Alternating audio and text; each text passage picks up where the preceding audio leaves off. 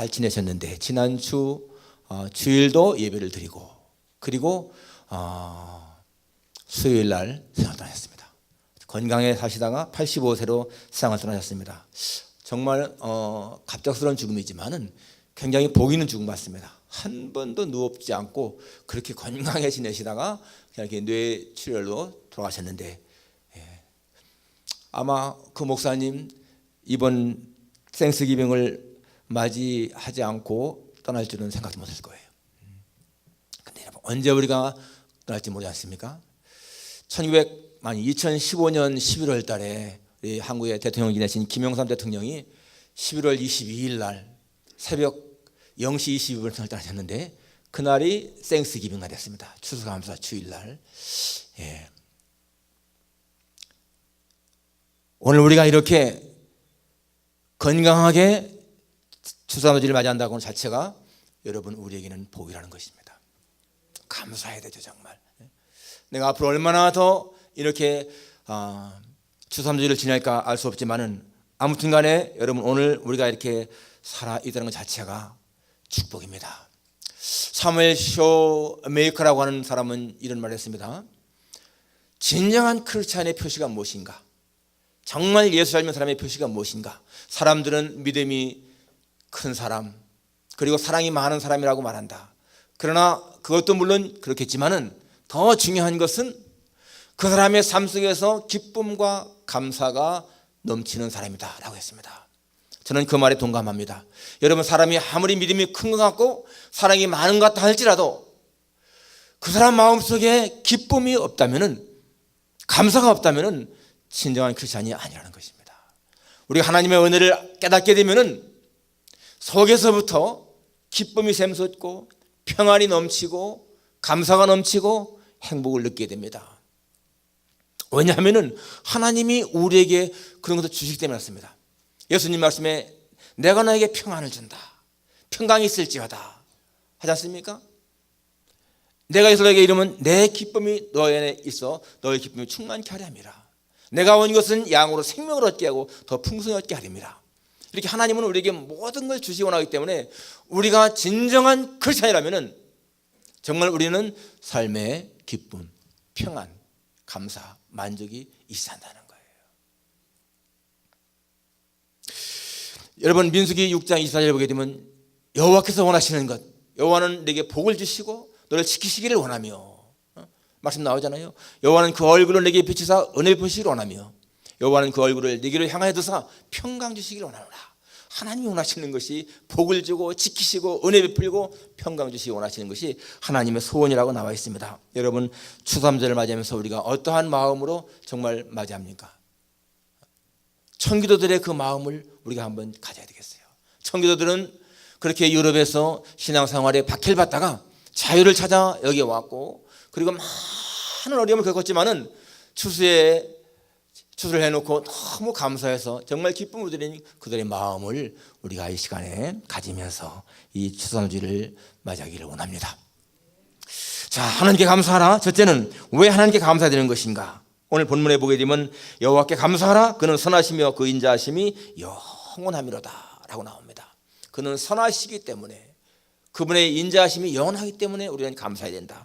그러면서 그 뒤에 보면은 신들 중에 뛰어난 하나님, 주들 중에 뛰어난 주, 홀로 큰 기적을 행하시니 다 설명이 나오는데, 이 모든 것들을 한마디로 하면요, 사랑이 풍성하고 참 좋으신 하나님입니다. 사랑이 많으시고 참 좋으신 하나님. 그런데 그 사랑이 많고 좋으신 그 하나님의 그것이 다 누구를 위해서냐? 바로 우리를 위해서라는 거예요. 하나님이 그렇게 좋으시고 사랑이 많고 자비가 풍성하신 것은 바로 우리를 위해서라는 것입니다. 여러분, 우리 시대의 부모님들 먹지 못해도 굶어도 자식들을 위해서 희생하지 않았습니까? 자기는 못 먹어도 자식에게 더 먹게 하고, 그렇게 우리의 부모님들은 우리를 길렀습니다. 여러분, 성경에 하나님의 영광을 살아야 된다라고 말하지만은 하나님이 그 영광 자기만 받고 기뻐하시는 그런 하나님이 아니라는 거예요. 왜 하나님이 우리에게 영광을 돌리라고 하느냐? 바로 그것이 우리가 행복한 길이기 때문에, 우리가 하나님을 기쁘시게 할 때는 우리가 기쁘기 때문에 하나님이 그렇게 하신다는 거예요. 여러분, 우리가 하나님의 이 마음을 깨닫는 것이 굉장히 중요한 것입니다. 하나님은 정말로 우리가 이렇게 하나님의 구원의 기쁨을 가지고 내가 하나님 앞에 구원받은 이 기쁨 가지고 정말 영원한다고 하는 기쁨을 가지고 그렇게 만족하게 살기를 원하십니다. 우리가 정말 하나님께 감사해야 할 이유는 너무나 많죠. 모든 것이 다 하나님의 은혜 아니에요? 모든 것이 감사할 것이 너무나 많습니다. 구원의 기쁨, 내게 주신 모든 것들에 대해서 감사해야 되죠. 여러분, 우리가 이렇게 미국 땅에 사는 것 자체가 이게 행복이라는 겁니다. 행복. 이 지구상에 나라가 몇 개 있을까? 유엔에 가입한 나라는 193개국인데 거기에 가입하지 않은 나라는 타이완도 가입 안 되어 있고 뭐 팔레스타인도 안 되어 있고 다 그렇잖아요.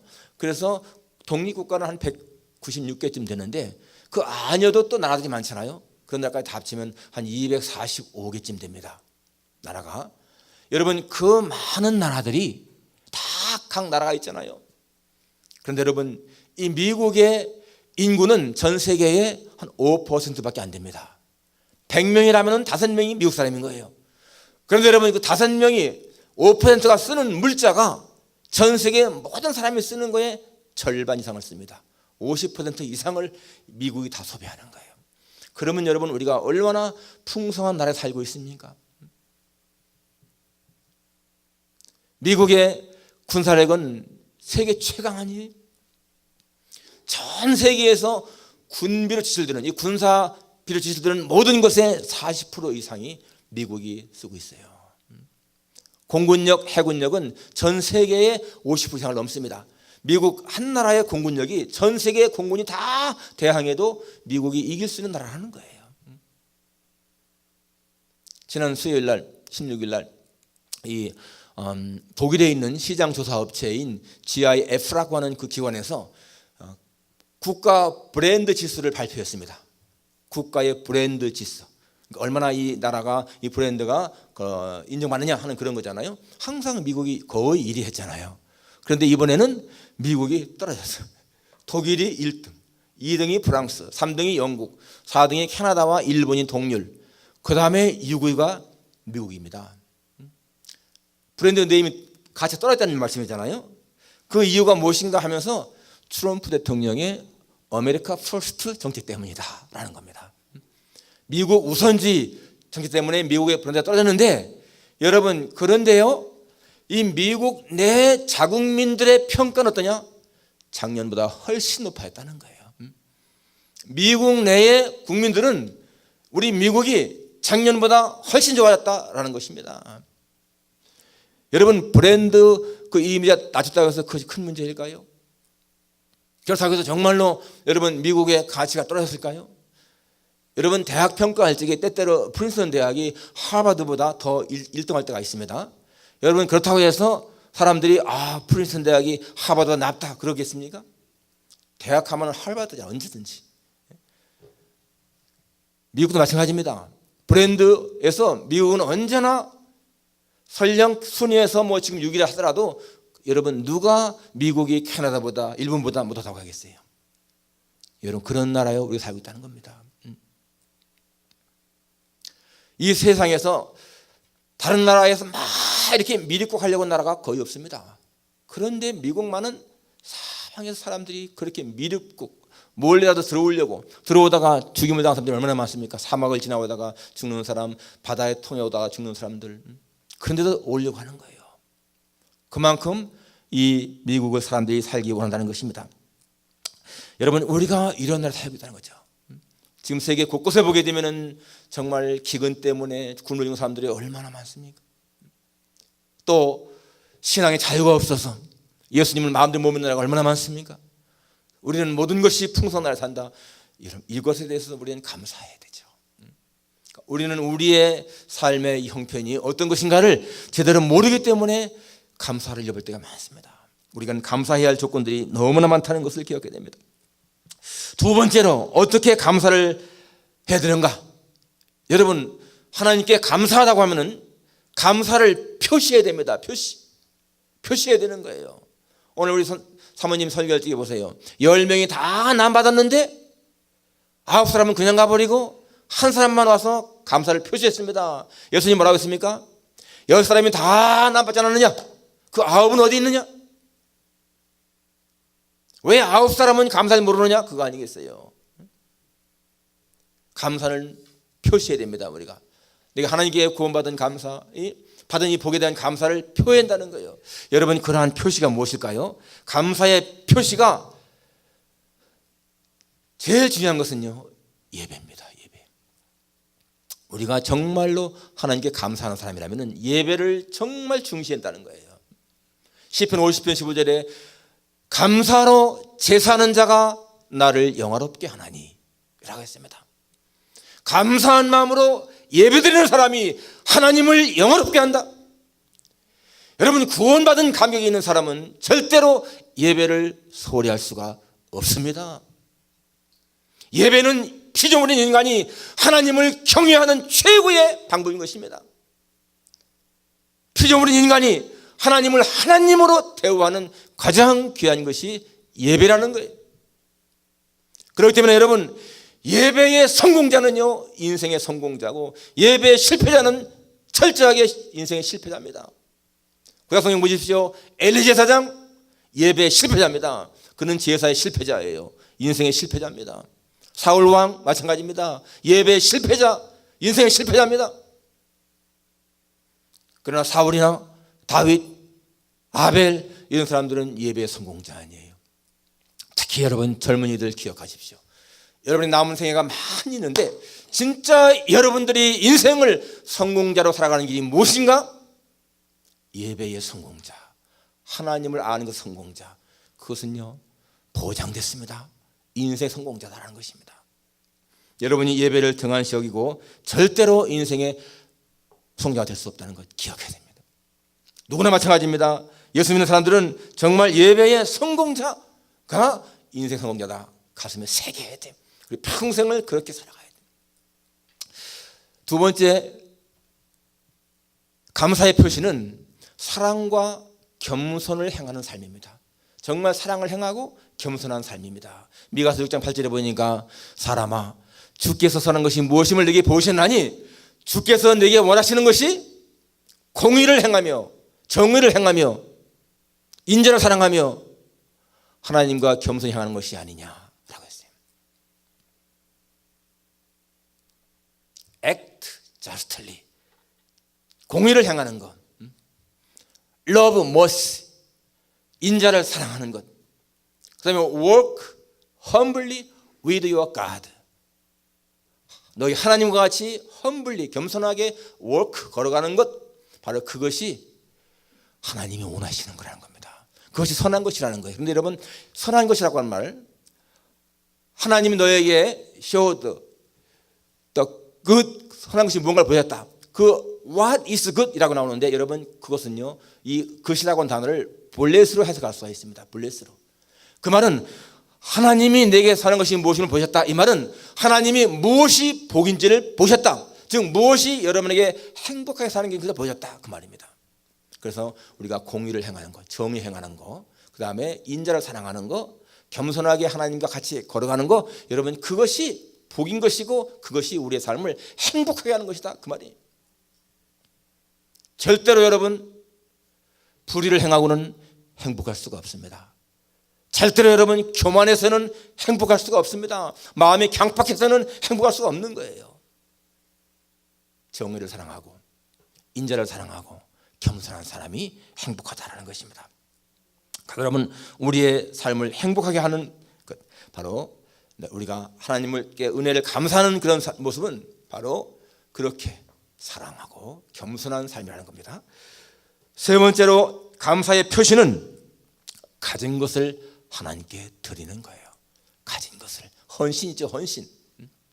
여러분, 우리가 하나님께 받은 것이 얼마나 많습니까? 우리의 생명, 우리의 재능, 우리의 건강, 우리의 모든 시간, 내가 쓰는 모든 것들이 다 하나님에게서 온 것이 아니겠습니까? 그것을 하나님께 돌려드리는 거, 그것을 하나님이 기뻐하신다는 거예요. 그런데 여러분, 그것은 하나님을 기쁘시게 하는 것보다도 더 내 삶을 더 풍성하게 합니다. 드릴 때에. 이제 여러분 1년이면 우리가 한 8,760시간을 살잖아요. 이제 12월하고 또 11월 조금 남았는데 한 1,000시간 남았습니다. 여러분이 1년에 8,760시간을 어떻게 사용하느냐? 그 많은 시간 가운데서 내가 하나님께 드리는 시간은 얼마큼 될까? 그리고 적어도 우리는 1년에 수만 불 수입이 있습니다. 그런 수만 불 가운데 내가 얼마큼 하나님께 드릴까?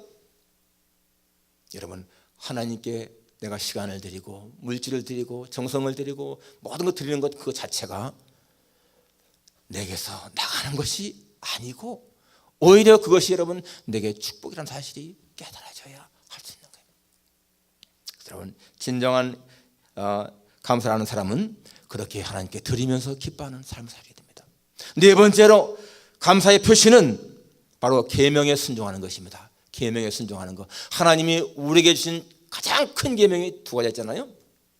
하나는 마음을 다하고 목숨을 다하고 뜻을 다해서 하나님을 사랑하고 이웃을 사랑해라. 이것이 첫 번째 계명인 것이고요. 두 번째는 온 천하 다니며 만민에게 복음을 전파하라. 그것입니다. 사랑하라, 전도하라. 그것이 하나님이 주신 가장 큰 계명이라는 거예요. 우리가 정말 구원받은 자라면 그렇게 사랑하면서 전도하며 산다는 것입니다. 오늘 여러분의 삶이 얼마만큼 하나님 앞에 순종하는 것인가를 한번 생각해 보십시오. 내가 정말 말씀대로 그렇게 내 목숨을 다하고 힘을 다하고 뜻을 다해서 하나님 사랑하는가? 그럼 내 이웃을 그렇게 사랑하는가? 영혼을 사랑해서 전도하는가?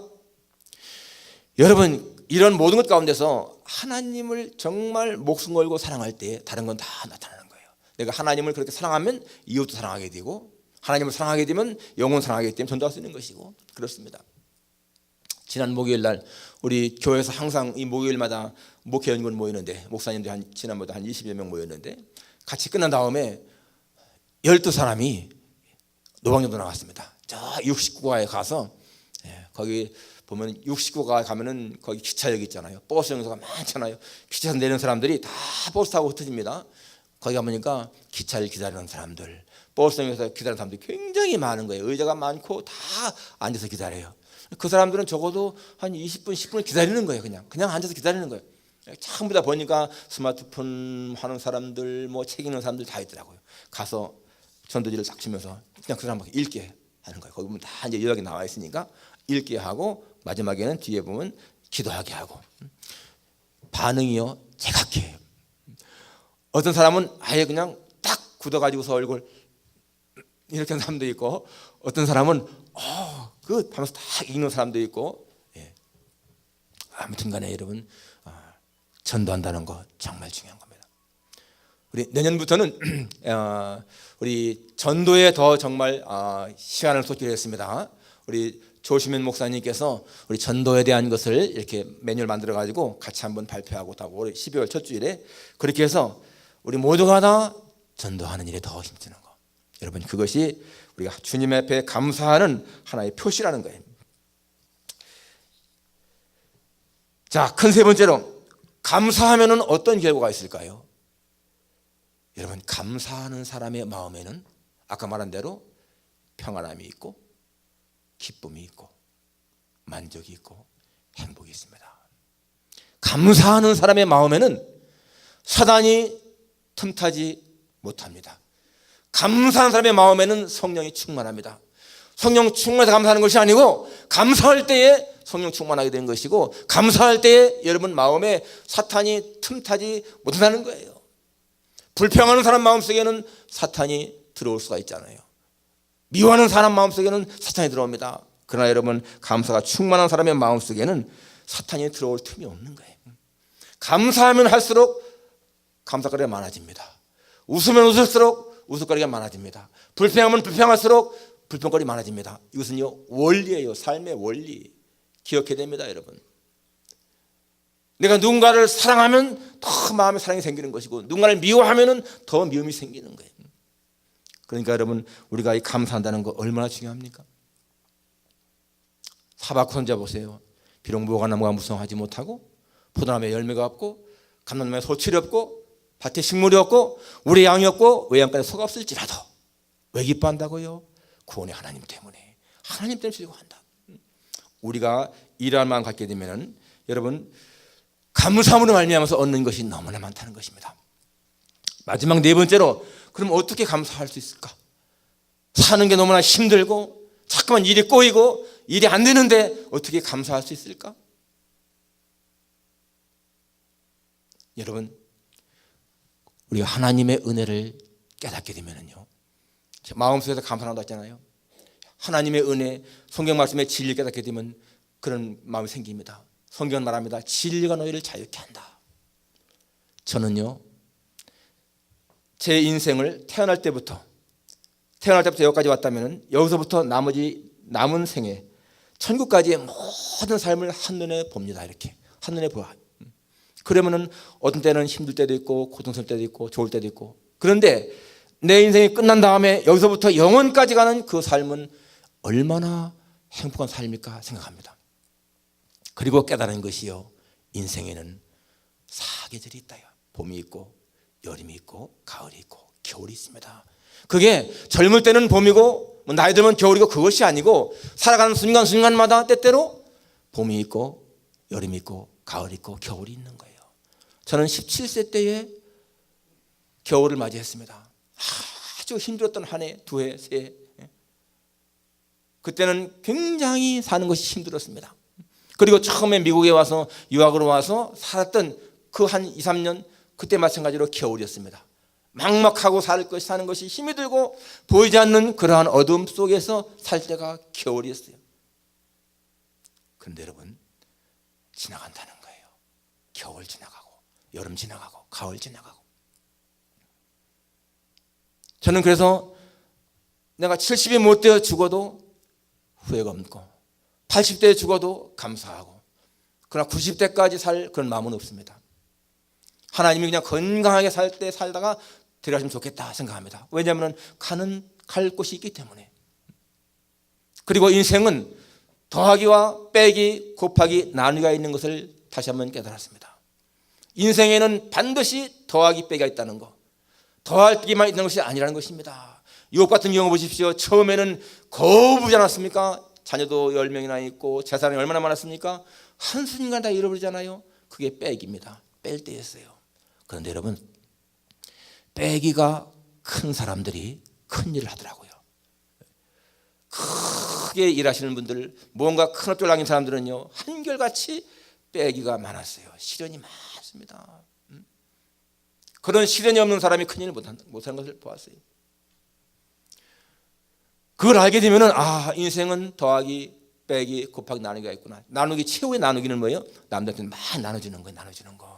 여러분, 요셉 보십시오. 요셉은 처음에는 자기 부모의 사랑받고 잘 살았잖아요. 그러다가는 팔려가고 감옥 가고 그러다 빼기잖아요. 빼기 삶이 있으니까 그 다음에는 뭐가 있어요? 곱하기 삶이 돼서 애굽의 총리가 돼가지고 곱하기 삶이잖아요. 그리고 그 사람이 뭐였습니까? 자기 가족도 살리고 애굽 백성도 살리는, 나눠주는 삶. 여러분, 그것이 있다는 얘기예요. 나는 사계절이 없는 삶보다는 사계절이 있는 삶이 훨씬 좋습니다. 그런 것처럼 그렇게 인생에 겨울도 있고 여름도 있고 가을도 있는, 겨울이 있는 걸 좋아합니다. 그렇기 때문에 여러분, 그런 걸 생각하게 되면은 내게 겨울이 있다고 해서 괴로워할 것이 아니라는 거예요. 내 인생에 그런 철이 한번 있었다는 거예요. 내 인생을 더 만족하게 하기 위해서. 로마서 8장 28절 이렇게 말합니다. 우리가 알거니와 하나님을 사랑하는 자, 곧 그 뜻대로 부르심의 자에게는 모든 것이 합력하여 선을 이루느니라. 모든 것이 합력해서 선을 이룬다. 로마서 8장 18절에 생각한데 현재의 고난은 장차 나타날 영광과 좋게 비교할 수가 없다. 그렇습니다. 저는 이 땅에 아무리 어려움을 당한다 할지라도 장차 나타날 영광, 우리가 천국에서 받을 영광과는 비교할 수가 없다. 이 땅에서 어떠한 고난을 당해도 다 인내할 수가 있다 확신합니다. 그러면 여러분, 하나님께 감사할 이유가 충분하지 않습니까? 어떻게 감사할까요? 정말 우리가 성경 말씀에 붙잡히고 우리가 정말 성령 안에 거하게 되면 세상을 보는 눈이 달라집니다. 한번 여러분의 인생을 처음부터 저 끝까지를 한눈에 보십시오. 여기서 일어나는 일들 보십시오. 여러분, 지구를 한번 이만큼 놓고서 보십시오. 이 지구 안에 일어나는 일들을 보십시오. 그 안에 일어나는 일들이 굉장히 힘든 것 같지만은, 그러나 여러분, 영원의 눈으로 바라보게 되면은 별것이 아니라는 거예요. 계시록 3장에 보게 되면 라오디아 교회다 이렇게 말합니다. 내가 네게 권한다. 내게서 불로 연단한 금을 사서 부유하게 하고, 흰옷 사슬 입어 부끄러운 수치를 보이지 않게 하고, 안약을 사서 내 눈에 발라 보게 하라 라고 말씀하지 않습니까? 거기 보면 내게서 사라는 거야. 내게서. 예수님이 내게서 금을 사고 내게서 흰옷을 사고 내게서 안약을 사라. 여러분 거기서 저는요 그 안약 주님 하나님 예수님에게서 사서 바르는 그 안약을 바르면 어떻게 될까 보게 된다고 했는데 그러면요 영적인 눈이 활짝 열릴 것 같아. 활짝 열릴 것 같아. 정말 내 인생이 다 보이고요 이 위에서 바라보면서 그 모든 것들을 내가 보면서 아 하나의 과정이구나. 내게는 영원한 세계가 있는데 여기서 하는 이 고통이 별게 아니구나. 이게 깨달아지잖아요. 하나님께 감사하며 살아가는 여러분과 제가 되기를 주님의 이름으로 축원합니다. 기도하겠습니다. 하나님 아버지, 만입이 있어도 우리는 하나님의 은혜에 다 감사할 수 없음을 고백합니다. 우리가 이 땅에 태어난 것 자체가 우리의 의지가 아니었고 우리의 뜻이 절대 아니었고 하나님이 우리에게 생명을 주셔서 이 땅에 태어나게 하셨고 우리의 힘으로 우리의 지식으로 우리의 지혜로 예수님을 구주로 고백하는 것이 아니라 성령께서 우리에게 복을 주사 예수님을 구주로 고백하신 것 생각할 때 너무너무 감사합니다. 그리고 아버지 하나님 이 세계에 수많은 나라가 있는데 이렇게 좋은 나라 최강국 최문명 국가에서 우리 살게 하시는 것도 너무너무 감사합니다. 아버지 하나님 우리가 이런 은혜를 깨닫게 되면은 주 앞에 갈 때까지 감사해도 시간이 부족함을 고백합니다. 주님 정말 저희에게 지혜를 더하셔서 성령 충만케 하셔서 매 순간순간마다 감사가 넘치는 삶을 살게 해 주옵소서. 예수님의 거룩하신 이름으로 기도하옵나이다. 아멘. 찬송가 588장 하겠습니다.